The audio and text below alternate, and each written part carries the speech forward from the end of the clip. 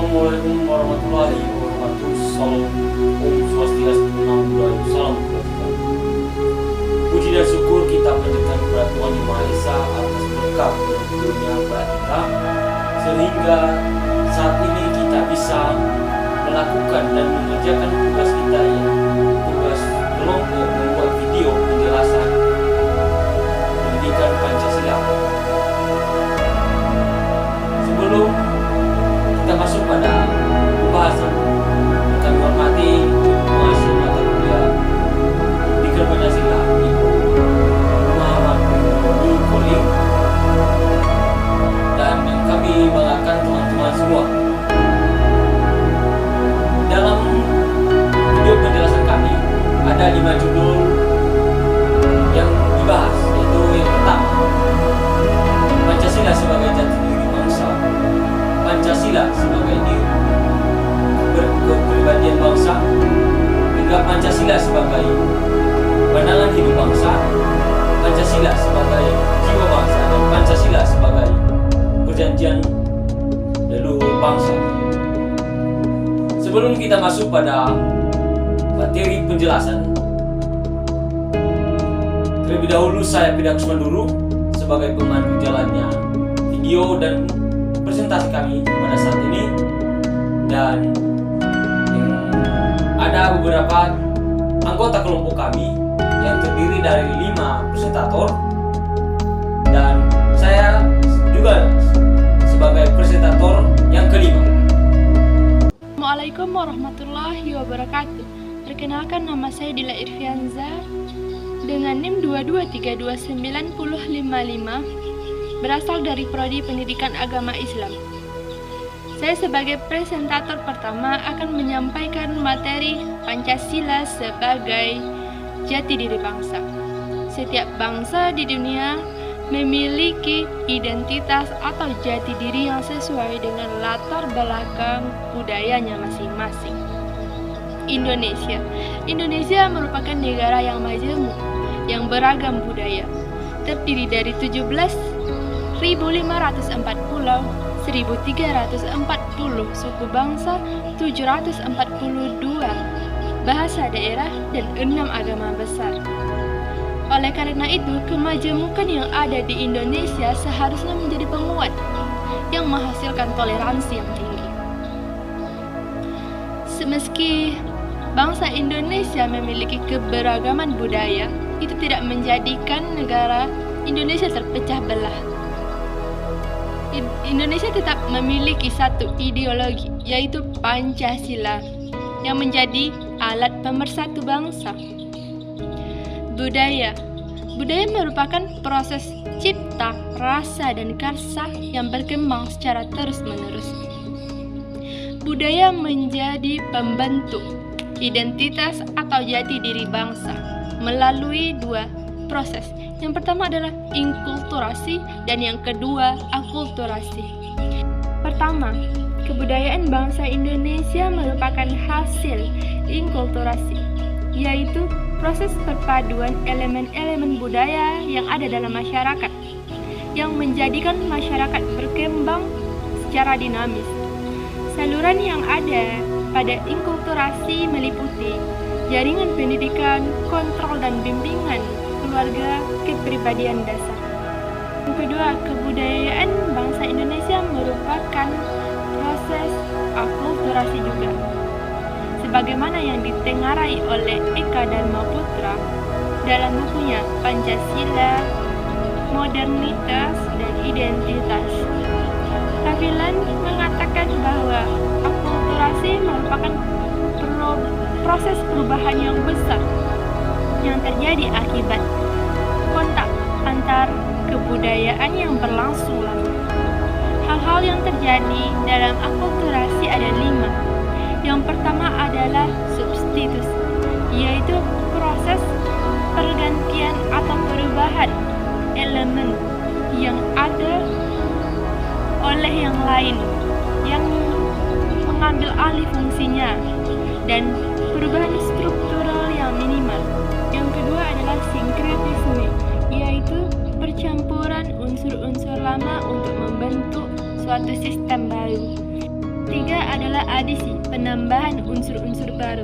Yang keempat adalah originasi, tumbuhnya unsur-unsur baru untuk memenuhi kebutuhan yang dalam menghadapi situasi yang berubah. Yang kelima adalah rejeksi.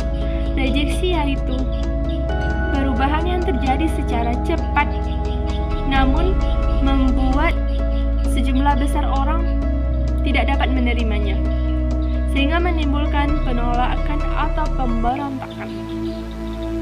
Pemaparan tentang Pancasila sebagai jati diri bangsa dapat ditemukan dalam berbagai literatur, baik itu tentang pembahasan sejarah bangsa Indonesia maupun pembahasan tentang pemerintahan Indonesia. Ali Asad dalam bukunya yaitu Negara Pancasila, Jalan Menuju Kemaslahatan mengatakan bahwa Pancasila sebagai identitas kultural dapat ditelusuri melalui kehidupan agama yang ada dalam masyarakat. Karena kultur bangsa Indonesia dapat ditemukan melalui agama-agama besar yang ada dalam masyarakat Indonesia, seperti peradaban Hindu, Buddha, Islam, dan Kristen. Kultur atau tradisi yang ada dalam agama-agama itu seperti budaya Melayu, Minangkabau, Islam, budaya Minangkabau, Melayu, dan Aceh tidak terlepas dari peradaban Islam. Sekian pemaparan materi dari saya kembalikan kepada moderator. Terima kasih. Assalamualaikum warahmatullahi wabarakatuh. Saya Mustika Sari, NIM 22033030 akan menjelaskan materi kedua mengenai Pancasila sebagai kepribadian bangsa Indonesia. Maksud dari Pancasila sebagai kepribadian bangsa Indonesia adalah bahwa Pancasila merupakan ciri khas dari bangsa Indonesia yang tidak dapat dipisahkan dari bangsa Indonesia. Pancasila sebagai kepribadian bangsa Indonesia karena Pancasila merupakan ciri khas kepada bangsa Indonesia yang tidak dapat dipisahkan dari bangsa Indonesia. Menurut Dewan Perancang Nasional, kepribadian Indonesia adalah ciri khas yang dimiliki bangsa Indonesia yang membedakannya dari bangsa-bangsa lainnya. Terdapat kemungkinan bahwa tiap-tiap Pancasila bersifat universal atau juga dimiliki oleh negara-negara lain.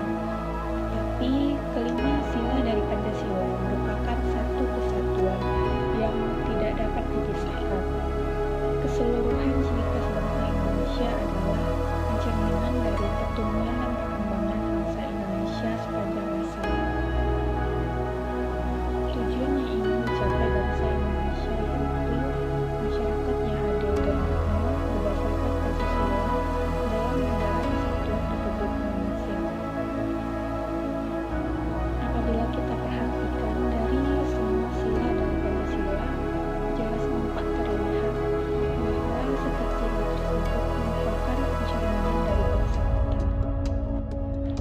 Oleh karena itu, penting bagi kita untuk memahami, menghayati, dan mengamalkan Pancasila dalam kehidupan sehari-hari. Oleh karena itu, bangsa Indonesia harus menjadikan pengalaman Pancasila sebagai pedoman dalam kehidupan bermasyarakat dan bernegara. Berdasarkan materi tersebut, dapat disimpulkan bahwa Pancasila merupakan kepribadian bangsa Indonesia. Sebagai warga negara, kita harus menjunjung tinggi dan mengamalkan setiap sila-sila dari Pancasila dalam kehidupan berbangsa dan bernegara. Perkenalkan, nama saya Nur Azizah Jamil dengan NIM 22031024, Prodi Pendidikan Biologi sebagai presentator ketiga. Pancasila sebagai pandangan hidup bangsa. Apa sih pandangan hidup suatu bangsa itu? Jadi, pandangan hidup suatu bangsa itu ialah intisari atau kristalisasi dari nilai yang dimiliki oleh bangsa itu sendiri dan diyakini kebenarannya, yang didasarkan kepada pengalaman sejarah yang dimiliki oleh bangsa itu. Nah, dalam pandangan hidup ini mengandung konsep mengenai kehidupan yang dicita-citakan oleh suatu bangsa dan terkandung pikiran yang baik. Kenapa sih kita itu perlu memahami Pancasila sebagai pandangan hidup? Nah, setiap bangsa yang ingin berdiri dengan kokoh serta memahami dengan jelas tujuan yang ingin dicapainya memerlukan sebuah pandangan hidup. Berdasarkan pandangan hidup yang diyakini oleh suatu masyarakat akan berkembang secara dinamis dan menghasilkan sebuah pandangan hidup suatu bangsa. Nah, singkatnya, urgensi dalam memahami Pancasila sebagai pandangan hidup ini ialah untuk menumbuh kembangkan arah pikir kita dalam mengelola nilai-nilai kehidupan yang sesuai dengan Pancasila. Pancasila yang merupakan hasil pemikiran tinggi, luas, dan mendalam dari para pendiri bangsa ini, yang merupakan pandangan hidup dari bangsa ini, haruslah diamalkan oleh seluruh warga negara Indonesia dengan penuh kesadaran, karena Pancasila ini mengandung nilai-nilai asli kepribadian bangsa Indonesia ini sendiri. Dewasa ini timbul beberapa fenomena yang mana semangat perjuangan pengamalan sila-sila Pancasila sudah mulai luntur. Bagaimana menjadikan Pancasila sebagai pandangan hidup di masa sekarang ini membuat Pancasila dan wawasan kebangsaan jika tidak diaktualisasikan, maka akan semakin sulit nantinya dalam menghadapi lingkungan yang selalu mengalami dinamika. Adapun tantangan Pancasila sebagai pandangan hidup bangsa yaitu tantangan dari dalam dan tantangan dari luar. Yang pertama, tantangan dari dalam. 1. Pancasila terlanjur tercemar karena kebijakan pemerintah Orde Baru yang menjadikan Pancasila itu alat politik untuk mempertahankan status kekuasaannya. Yang kedua, liberalisasi politik dengan penghapusan ketentuan oleh Presiden Baharudin Yusuf Habibie tentang Pancasila sebagai satu-satunya asas setiap organisasi. Yang ketiga, desentralisasi dan otonomi daerah yang sedikit banyaknya menumbuhkan sentimen lokal nasionalisme yang dapat tumpang tindih dengan etnonasionalisme. Yang kedua yaitu tantangan dari luar. 1. Adanya globalisasi yang menciptakan kehidupan yang lebih luas tanpa adanya batasan untuk berinteraksi dan terlibat dalam kehidupan yang global. Yang kedua, lebih mencintai budaya asing. Yang ketiga, paham-paham yang bertentangan dengan Pancasila yang mempengaruhi tatanan kehidupan negara Indonesia dapat menyebabkan pandangan hidup warga negara mulai meninggalkan nilai-nilai luhur bangsa. Jadi, Pancasila sebagai pandangan hidup atau way of life harus diaktualisasikan dengan penuh kesadaran dan kesabaran, karena untuk mengaktualisasikannya sebagai pandangan hidup harus melalui pembiasaan dengan cara yang efektif. Assalamualaikum warahmatullahi wabarakatuh. Nama saya Sartika Putri, NIM 22078112. Di sini saya akan membacakan materi nomor 4, yaitu Pancasila sebagai jiwa bangsa. Pancasila sebagai jiwa bangsa lahir bersamaan dengan adanya bangsa Indonesia, yaitu zaman Sriwijaya dan Majapahit. Pancasila itu sendiri telah ada sejak adanya bangsa Indonesia. Pancasila merupakan elemen terpenting dalam keberlangsungan bangsa Indonesia ini, karena kita ketahui bahwa Pancasila merupakan jiwa bangsa Indonesia. Maksud Pancasila sebagai jiwa bangsa Indonesia yaitu bahwa Pancasila berperan sebagai nyawa, sumber, pandangan hidup, ideologi bangsa, bahkan ciri khusus bangsa Indonesia, di mana Pancasila ini dapat seiring dengan perjalanan sejarah bangsa Indonesia sehingga mampu membedakan antara ciri khas bangsa Indonesia dengan bangsa lainnya, sehingga dapat dijabarkan kembali bahwa Pancasila sebagai jiwa bangsa Indonesia berarti setiap aktivitas, perbuatan, tindakan, serta pemikiran seluruh individu di Indonesia berdasarkan dan berpedomankan kepada Pancasila. Menurut Dewan Perancang Nasional, yang dimaksud dengan kepribadian Indonesia adalah keseluruhan ciri-ciri khas bangsa Indonesia yang membedakan bangsa Indonesia dengan bangsa-bangsa lainnya. Keseluruhan ciri-ciri khas bangsa Indonesia adalah pencerminan dari garis pertumbuhan dan perkembangan bangsa Indonesia sepanjang masa. Tujuan Pancasila sebagai jiwa bangsa yang akan dicapai oleh bangsa Indonesia yakni suatu masyarakat adil dan makmur yang merata material dan spiritual berdasarkan Pancasila di dalam wadah negara kesatuan Republik Indonesia yang merdeka, berdaulat, bersatu dan berkedaulatan rakyat dalam suasana kehidupan bangsa yang aman, tentram, tertib, dan dinamis serta dalam lingkungan pergaulan dunia yang merdeka, bersahabat, tertib, dan damai. Oleh karena itu, yang terpenting adalah bagaimana kita memahami, menghayati, dan mengamalkan Pancasila dalam segala segi kehidupan. Tanpa ini, maka Pancasila hanya akan merupakan rangkaian kata-kata indah yang tertulis di dalam pembukaan Undang-Undang 1945, yang merupakan perumusan yang beku dan mati, serta tidak mempunyai arti bagi kehidupan bangsa kita. Apabila Pancasila tidak menyentuh kehidupan nyata, tidak kita rasakan wujudnya dalam kehidupan sehari-hari, maka lambat laun kehidupannya akan kabur dan kesetiaan kita kepada Pancasila akan luntur. Mungkin Pancasila akan hanya tertinggal dalam buku-buku sejarah Indonesia. Apabila ini terjadi, maka segala dosa dan noda akan melekat pada kita yang hidup di masa kini, pada generasi yang telah begitu banyak berkorban untuk menegakkan dan membela Pancasila. Sekian penjelasan dari saya. Bila ada kurang, mohon maaf, dan saya akhiri dengan Assalamualaikum warahmatullahi wabarakatuh. Baik, terima kasih kesempatan dan waktu. Sekarang kita masuk pada materi yang kelima, yaitu Pancasila sebagai perjanjian luhur bangsa. Pancasila ini sudah mulai tumbuh di dalam jiwa bangsa Indonesia, sudah mulai bangkit di dalam jiwa Indonesia pada saat Indonesia mulai merdeka. Disitulah Pancasila sudah mulai terbentuk di dalam diri bangsa Indonesia, yang namanya, karena ada yang namanya mulai terbentuk yang namanya kesatuan. Ada yang namanya sudah mulai, karena bangsa Indonesia yang beraneka ragam, maka di Indonesia sudah berbagai macam agama. Pada saat itu Pancasila disahkan oleh PPKI dan seluruh masyarakat Indonesia pada tanggal 18 Agustus 1945. Dan rumusan Pancasila ini disampaikan di dalam topik pidato Soekarno pada tanggal 16 Agustus 1945. Pada saat itu, Soekarno menyampaikan bahwa Pancasila memiliki yang namanya perjanjian leluhur yang turun-temurun hingga saat ini. Istilah perjanjian leluhur itu karena Pancasila yang sudah tumbuh dalam jiwa bangsa Indonesia, itu terjadi karena adanya sosial budaya antara masyarakat, sehingga pada saat ini masih diamalkan dan dilestarikan terus-menerus oleh generasi ke generasi. Mengapa disebut juga Pancasila sebagai perjanjian leluhur bangsa? Yaitu ini sudah mulai ada ketika disahkannya Pancasila sebagai dasar negara Republik Indonesia. Disitulah juga tumbuh, dan Insinyur Soekarno mengatakan bahwa Pancasila ini sebagai perjanjian leluhur bangsa.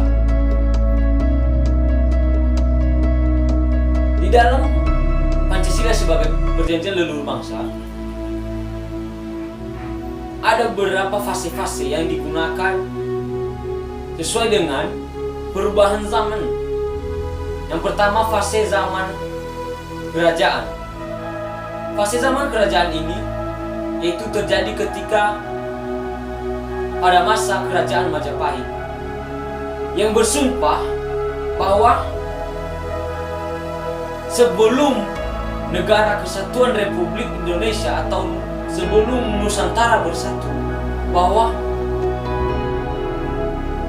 kerajaan Majapahit sudah mengambil tindakan bahwa mereka bersatu dan tidak mau terpecah belah.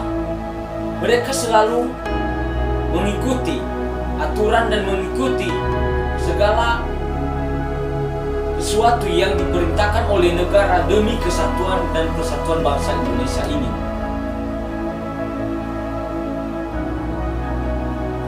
Pada saat itu, negara Majapahit menunggu kapan Indonesia akan bersatu atau Nusantara akan bersatu, maka mereka juga akan ikut bersatu di dalam hal ini. Yang kedua, fase zaman kemerdekaan. atau fase zaman pergerakan kemerdekaan. Fase zaman pergerakan kemerdekaan ini, pada saat itu pemuda-pemudi Indonesia mengambil sumpah bahwa mereka siap bersatu, satu darah dengan bangsa Indonesia. Sehingga kita ambil kesimpulan bahwa pemuda-pemudi Indonesia pada saat itu sudah mengambil keputusan yang sangat bagus bahwa mereka tidak mau pisah. Pemuda-pemudi Indonesia sudah mengambil Sumpah Pemuda pada tanggal 28 Oktober 1928. Pada saat itu Sumpah Pemuda disahkan dan Sumpah Pemuda disampaikan oleh pemuda-pemudi bangsa Indonesia. Yang ketiga, fase kemerdekaan. Fase kemerdekaan ini dikenal sejak terbentuknya PPKI, sehingga mulai saat itu bangsa Indonesia dan PPKI berjanji akan memerdekakan bangsa Indonesia. Di dalam fase kemerdekaan Republik Indonesia itu diawali dengan terbentuknya negara Republik Indonesia, diawali dengan terbentuknya suatu negara atau suatu kesatuan dari negara Majapahit, sehingga terbentuklah Republik Indonesia karena ada berbagai kesepakatan, sehingga masyarakat Indonesia bahwa berjanji akan bersatu darah dengan Indonesia. Ada beberapa dasar-dasar pokok yang menjadi dasar kemerdekaan Republik Indonesia, yaitu karena masyarakat Indonesia memiliki agama kepercayaan masing-masing, sehingga itu sudah dimasukkan di dalam Pancasila, dimasukkan di dalam batang tubuh undang-undang juga. Yang kedua, mencerdaskan kehidupan bangsa. Yang ketiga, bertumpah darah bangsa Indonesia, memajukan kesejahteraan umum. Sehingga di dalam hal itu Soekarno dan PPKI mengambil keputusan bahwa Indonesia bisa merdeka karena sudah ada yang namanya kesatuan, walaupun berbeda-beda, tetapi sudah mulai terbentuk yang namanya kesatuan tersebut. Selanjutnya, pasti kita bertanya-tanya, apa fungsi dari perjanjian leluhur bangsa Indonesia? Fungsinya yaitu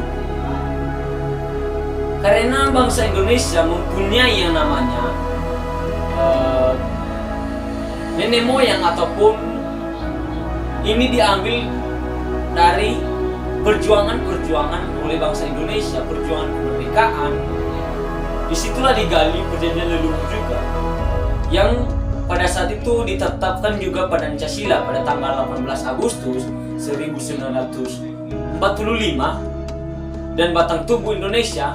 Dan karena bangsa Indonesia belum memiliki undang-undang yang tertulis, sehingga PPKI mengesahkan langsung Pancasila ini.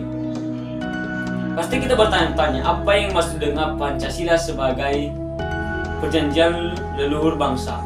Di dalam buku PPKN karya Hamid Darmadi menyatakan bahwa Pancasila disebut sebagai perjanjian leluhur digali dari sosio budaya yang telah disepakati oleh masyarakat Indonesia untuk diamalkan dan dilestarikan. Jadi kita bisa mengambil kesimpulan bahwa Pancasila sebagai perjanjian luhur bangsa yaitu suatu perjuangan bangsa Indonesia untuk memerdekakan negara Republik ini, untuk menyatukan negara Republik ini yang telah digali ataupun yang telah dimiliki oleh bangsa Indonesia karena memiliki berbagai keanekaragaman, mempunyai rasa kemanusiaan, mempunyai kesatuan dan persatuan, mempunyai yang namanya keadilan, sehingga ini sudah mulai ada di dalam diri bangsa Indonesia, maka Pancasila disebut di dalam rumusan Pancasila disebut sebagai perjanjian leluhur. Perjanjian leluhur ini muncul dan disampaikan oleh Insinyur Soekarno atau Presiden Soekarno pada saat itu,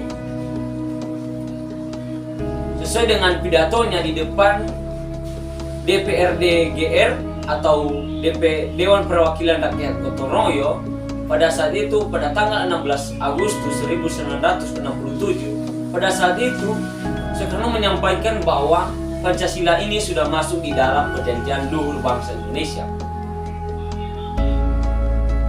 Karena Pancasila ini sudah ada di dalam diri, sudah ada melekat di dalam hati, di dalam jiwa bangsa Indonesia, yang telah digali dan telah dilestarikan dan telah disepakati oleh masyarakat bangsa Indonesia, sehingga terbentuklah yang namanya perjanjian bangsa Indonesia sebagai leluhur.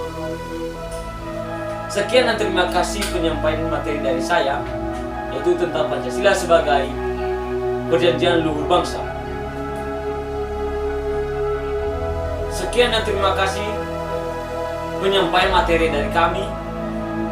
Mohon maaf jika ada kesalahan dalam metode penyampaian, metode penjelasan, ataupun ada berbagai hal kesalahan yang dilakukan oleh teman-teman dan saya sendiri. Kami dari kelompok 5 minta maaf. Semoga penyampaian materi dan penjelasan materi dari kami bisa bermanfaat bagi kita dan kita bisa memiliki jiwa bangsa Indonesia yang berjuang untuk mempersatukan dan menjunjung tinggi Bhinneka Tunggal Ika di dalam diri kita sendiri.